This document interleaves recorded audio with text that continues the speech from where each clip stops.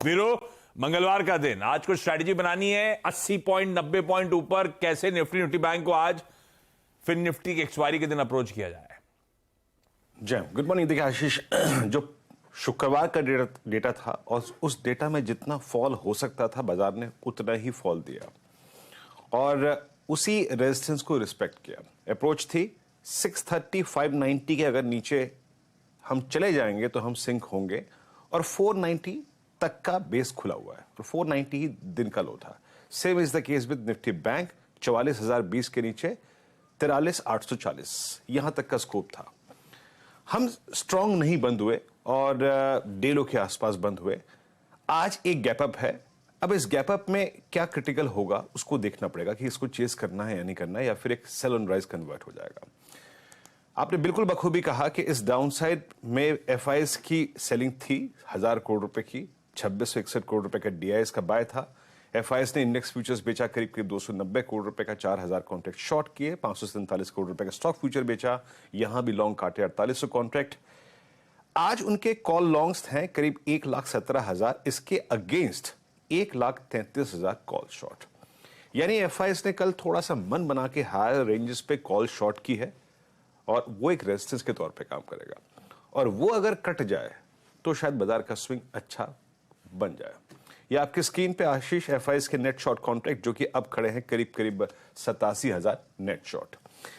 Nifty के stats लेके आइए। कल जब हम कोलैप्स हुए, कल जब हम डे लो के आसपास क्लोज हुए तो 3 कॉल राइटर्स सबसे बड़े कॉल राइटर्स थे और वो था आशीष 19,600, 19,700 और 800। फर्स्ट स्ट्राइक जो कि सबसे साइजेबल ओआई लेके खड़ी है दैट्स 19,600, जहां से हम पुल बैक के बाद कल कोलैप्स हो गए थे। और नीचे पुट्स में 19,500 की पुट अभी भी एक साइजेबल करीब 75 लाख का आउटस्टैंडिंग ओआई होल्ड करती है।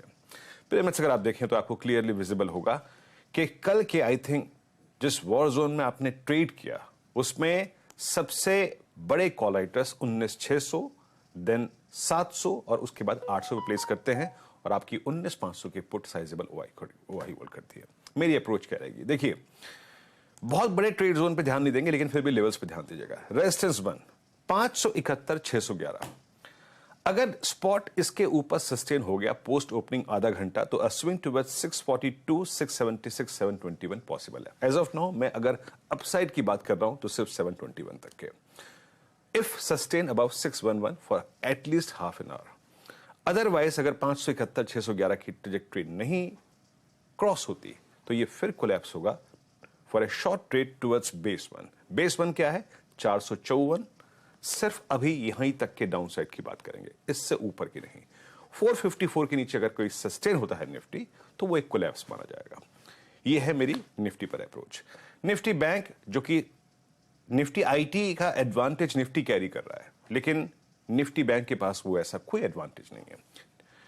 यहां पर 3 चीजें हैं आशीष। अगर आप कल के डेटा को देखें तो 44,000 पे और 44,200 पे कल सबसे स्ट्रॉन्ग कॉल राइटिंग हुई है। 44,000, 44,200, उसके बाद 44,500 पे।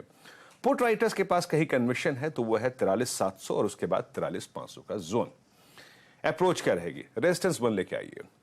एक बात ध्यान दीजिएगा, 44,176, 44,264। RS1 में 2 ये आंकड़े मेंशन हैं। एक हो गया कॉल राइटर का जोन और दूसरा है 100 डेमा। जब तक ये क्रॉस नहीं हो रहा है ये एक सेल ऑन राइज का इंडेक्स है आशीष। मेरे मुताबिक मैं इस रेंज में गैप अप के बाद जब तक ये लेवल नहीं क्रॉस होता तब तक लॉन्ग ट्रेड नहीं लूंगा।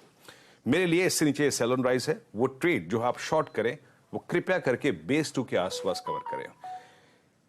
निफ्टी बैंक में लॉन्ग ट्रेड लेने के 2 ही सर्कमस्टेंसेस है। आइदर बड़ा बेस यानी बेस 1 बेस 2 के आसपास मिल जाए या फिर जब आप 42,264 44,264 वो 100 डेमा पार कर जाए उसके बाद लॉन्ग ट्रेड लेंगे। अदरवाइज आइदर एट बेस 2 और अबव 100 डेमा। उसके नीचे वीकनेस बैंक निफ्टी में परसिस्ट करेगी। इस गैप अप को चेज़ करने का मतलब नहीं है।